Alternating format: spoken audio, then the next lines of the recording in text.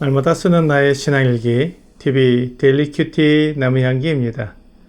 오늘은 하박국 2장 1절에서 3절을 묵상하겠습니다.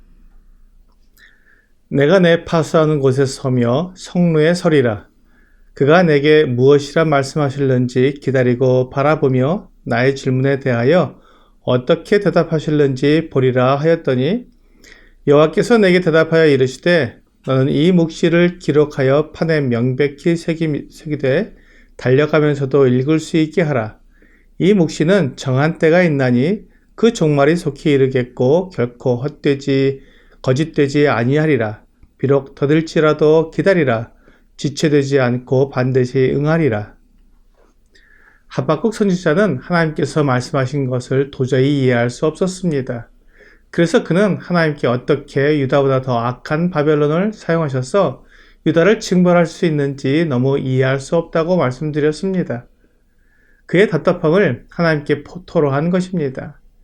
이제 그는 하나님께 외친 후에 망루에 서서 하나님께서 뭐라고 말씀하실는지 기다리겠다고 말합니다. 그가 할 수 있는 일은 기다리는 것뿐이었습니다. 그의 마음은 답답했지만 그렇다고 그가 하나님의 결정을 마음대로 바꿀 수 없었습니다. 그러므로 하박국 선지자는 기다리는 것 외에 할 수 있는 것이 없었습니다. 우리가 하나님께서 행하시는 것을 보면 답답한 마음이 들 때도 있습니다. 그러나 하나님의 지혜와 사람의 지혜는 비교할 수 없습니다.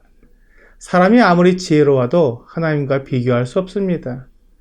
그것을 알면서도 사람이 하나님의 뜻과 계획을 이해하지 못할 때는 하나님의 방법을 답답해하는 것입니다. 사무엘상 13장에는 이스라엘의 초대 왕인 사울 왕이 블레셋과 전쟁을 하려고 모인 사건이 나옵니다. 사울 왕은 이스라엘이 블레셋과 전쟁을 치르기 전에 하나님께 제사를 드려야 한다는 것을 알았습니다. 그래서 사무엘이 오기를 기다렸습니다. 그런데 정한 날이 되었는데도 사무엘이 오지 않았습니다. 그리고 블레셋은 전쟁을 하려고 이미 올라와 있었습니다. 이 상황을 보면서 사울왕은 마음이 급해졌습니다. 그래서 사무엘이 오지 않았는데 번제를 드리게 했습니다. 사무엘 대신 사울왕 자신이 하나님께 제사를 드린 것입니다. 사무엘이 도착하여 이 모습을 보고 사울왕에게 지금 왕이 한 일이 무엇이냐고 물었습니다. 그러면서 13절에서 사무엘이 사울에게 이르되 왕이 망령때에 행하였도다. 왕의 하나님 여호와께서 왕에게 내리신 명령을 지키지 아니하였도다.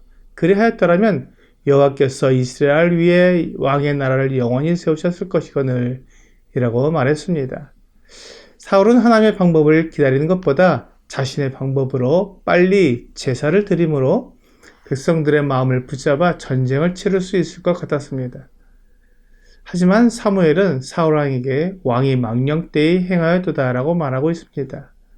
사울이 아무리 답답하고 시간이 더 지나면 이를 그르칠 것 같은 생각이 들어도 하나님의 때를 기다리며 하나님의 방법대로 해야 했지만 사울왕은 하나님보다 더욱 자신을 지혜롭게 생각했던 것입니다.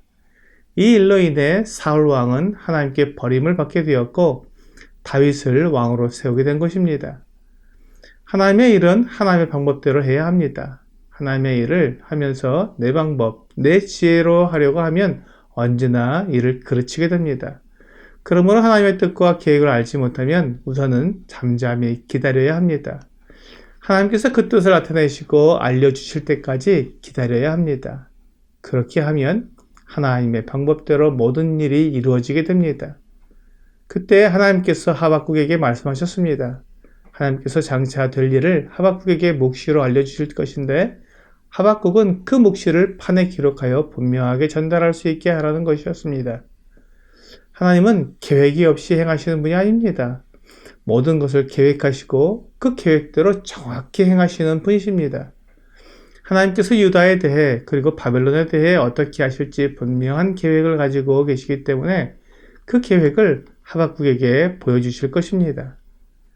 하박국은 앞에서 하나님의 계획의 일부분만 알았기 때문에 하나님을 오해하여 원망했고 답답해했습니다. 이제 하나님께서 하박국이 이해할 수 있을 만큼 그 계획을 알려주실 것입니다.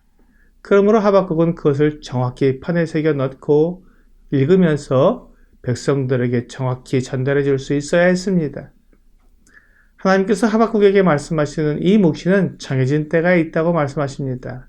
그래서 그 종말이 반드시 이루어질 것입니다. 속히 이루겠다고 말씀하신 것은 시간적으로 곧 이루어진다는 것이 아니라 분명히 이루어진다는 말씀입니다. 그렇기 때문에 더딜지라도 기다리라고 말씀하신 것입니다. 왜냐하면 반드시 응하게 되기 때문입니다. 하나님의 계획과 뜻은 어긋나는 법이 없습니다. 이사야 55장 10절과 11절은 이는 비와 눈이 하늘로부터 내려서 그리로 되돌아가지 아니하고 땅을 적셔서 소출이 나게 하며 싹이 나게 하며 파종하는 자에게 종자를 주며 먹는 자에게 양식을 준 것 같이 내 입에서 나가는 말도 이와 같이 헛되이 내게로 되돌아오지 아니하고 나의 기뻐하는 뜻을 이루며 내가 보낸 일에 형통함이니라 라고 말씀하고 있습니다. 하나님의 말씀은 아무 결과도 없이 무의미하게 사라지는 말이 아닙니다.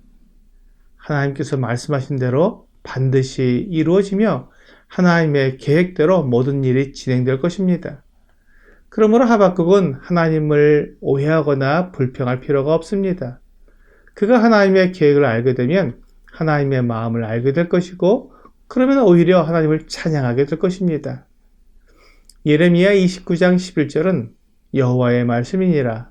너희를 향한 나의 생각을 내가 아나니 평안이요 재앙이 아니니라. 너희에게 미래와 희망을 주는 것이니라 라고 분명히 말씀하고 있습니다.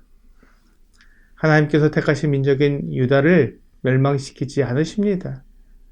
하나님께서 아브라함과 이삭과 야곱에게 약속하셨고 모세와 그 백성들에게 분명히 약속하셨기 때문에 그들을 멸망시키지 않으십니다. 다만 그들이 행한 잘못과 죄악에 따라 그들을 징계하실 뿐입니다. 그리고 그 징계의 목적은 그들을 다시금 하나님께로 돌아오게 하여 그들과 사랑의 관계를 누리려는 것입니다. 그러므로 하나님께서 유다 백성들을 징계하시기 위해 바벨론 제국을 사용하시는 것은 하나님의 완전한 계획에 따른 완전한 방법임을 믿을 수 있습니다. 하나님은 결코 실수하지 않으시고 또한 거짓되지 않으시기 때문입니다. 다만 우리가 하나님의 선하심과 완전하심을 의심하지 않고 믿어야 할 뿐입니다. 그리고 그 뜻이 완전히 드러나기까지 기다려야 합니다. 그렇게 되면 모든 사람들이 하나님을 찬양하고 경배하게 될 것입니다. 오늘의 적용 질문을 보겠습니다. 신앙에 의문이 생길 때 나는 어떻게 행동합니까? 하나님을 의심할 수 없기 때문에 성경을 읽으며 내가 이해하지 못한 하나님의 뜻이 무엇인지 살펴보게 됩니다. 그렇게 할 때 하나님께서 내가 오해했던 또는 내가 미처 알지 못했던 하나님의 뜻을 깨닫게 해주셔서 하나님을 온전히 신뢰할 수 있게 해주십니다.